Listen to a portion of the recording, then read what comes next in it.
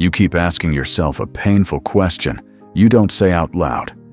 Why do you still fail, even after trying your best, after praying, after promising God you would change, after getting back up again and again? And the shocking truth is that sometimes your failure is not happening because you are weak, but because something deeper is being built inside you that success could never produce. Because the hidden pattern throughout Scripture is that God often allows repeated failure before a calling, repeated weakness before strength, repeated breaking before elevation. And you see this warning pattern in Peter, who swore loyalty, but still denied Jesus 3 times, in Moses, who tried to save his people the wrong way and ended up in the wilderness for 40 years, in David, who was anointed king but still ran like a fugitive. And the secret most people never understand is that trying your best is not the same as being transformed, because effort can change behavior for a moment, but only God can change the heart. And that is why Proverbs says, guard your heart, for everything you do flows from it, because you can try with your mind while your heart is still wounded, proud, afraid, addicted to approval, secretly loving the very thing you are asking God to remove.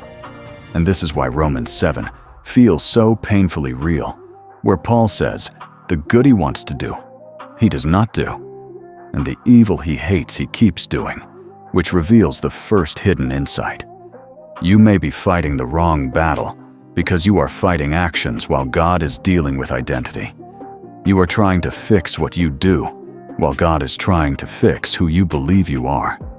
Because as long as you secretly see yourself as a failure, you will subconsciously return to failure. As long as you secretly believe you are weak, you will act weak. As long as you secretly believe you are unworthy, you will sabotage the very blessings you prayed for. And that is why Romans 12:2 says, be transformed by the renewing of your mind, not by trying harder, but by thinking differently, because your life moves in the direction of your strongest belief, not your strongest effort. And here is the second hidden insight that many people don't want to hear. Sometimes, God allows you to fail because your success at this stage would destroy you. And this is a warning most people ignore, because success without character is a disaster. Influence without discipline is a disaster. Blessing without maturity is a disaster. And that is why in Galatians 5 it talks about the fruit of the Spirit: love, patience, self-control, before it ever talks about power, because God is more concerned about who you become than what you achieve.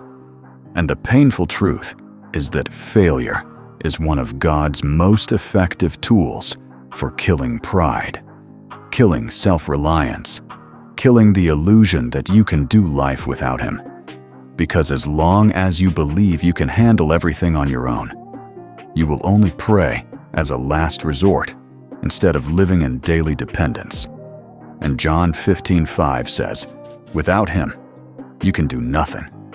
Not a few things, not some things, nothing that truly lasts, nothing that truly matters. And this leads to the third secret that explains why you keep failing even when you try. You are trying in your own strength, and your own strength always runs out. Your motivation runs out. Your discipline runs out. Your emotions run out. And God intentionally allows you to reach the end of your strength, so you finally discover His. Because 2 Corinthians 12:9 says, His power is made perfect in weakness. Not in strength, not in talent, not in effort, but in weakness. Meaning the moment you feel like you cannot do it anymore is often the exact moment God says, now I can finally work through you. And that is why the people God uses the most are usually the ones who failed the most, cried the most, doubted the most, but refused to walk away. And here is the fourth insight, And this one is deeply uncomfortable.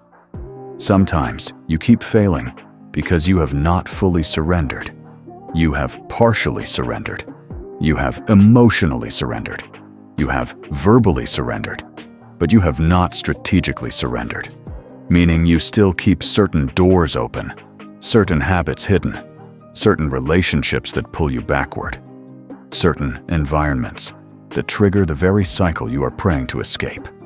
And you ask God for deliverance while secretly keeping the keys to your own prison. And Jesus said in Matthew 5, "If your eye causes you to sin, cut it off." Not literally, but spiritually, meaning remove the trigger, remove the environment, remove the pattern.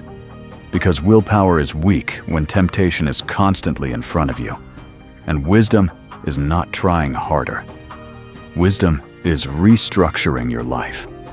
So obedience becomes easier, and sin becomes harder. And many people never change because they rely on prayer, but ignore discipline. They rely on faith, but ignore structure. They rely on miracles, but ignore habits. When in reality, God works through both prayer and discipline, both faith and action, both surrender and strategy. And this leads to the final and perhaps most important hidden reason why you still fail, even after trying your best. God is more interested in your persistence than your perfection, because persistence builds faith. Persistence builds endurance.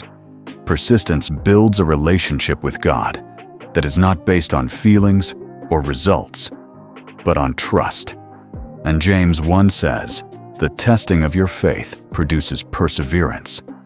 And perseverance must finish its work so that you may be mature and complete, lacking nothing. Which means the real danger is not that you fail. The real danger is that you stop getting back up. Because Proverbs 24:16 says, "The righteous fall 7 times and rise again." Notice it does not say the righteous never fall. It says they rise again, meaning righteousness is not proven by never failing, but by never quitting. And the devil's greatest strategy is not to make you fail once, but to make you believe that because you failed, God is done with you, that you are disqualified, that you are not chosen, that you are not worthy. And that is a lie. Because throughout the Bible, God consistently used people who failed publicly, emotionally, morally, and spiritually. But the difference was, they kept coming back. They kept repenting. They kept believing. They kept showing up, even when they were ashamed, even when they were tired, even when they did not understand what God was doing. And maybe the real reason you still fail, even after trying your best, is because this is not the end of your story. This is the training ground. This is the breaking season. This is the character building season. This is the character building season. This is the season where God is teaching you that success without Him is empty, that strength without Him is fragile, that discipline without Him is temporary. But a person who learns to depend on God in weakness becomes unstoppable in the Spirit. And one day, you will look back and realize that your failures did not stop your destiny. They shaped it. They humbled you. They redirected you. They taught you to pray. They taught you to stand back up. They taught you to rely on God instead of your own strength. And the real question is not why do you still fail? The real question is, will you keep getting back up? Will you keep trusting God when you do not see progress? Will you keep walking even when you feel like you are walking in circles? Because Galatians 6:9 gives a promise and a warning at the same time. Do not grow weary in doing good, for at the proper time you will reap a harvest if you do not give up. Meaning the only way you truly fail is if you stop. The only way you truly lose is if you quit. The only way the story ends in defeat is if you decide to end the story yourself. So the next time you fall, instead of asking, "Why do I keep failing?" Ask a different question.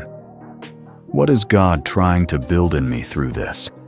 Because that question will change how you see your struggle, how you see your delay, how you see your life. And you may finally realize that you are not failing as much as you think. You are being built, slowly, painfully, quietly, into someone who can carry what you have been praying for. Thank you for watching. If you find this video interesting, don't forget to like and subscribe to my channel to support me. If you want to receive more messages to strengthen your faith, please subscribe and walk with me in the truth of the Lord.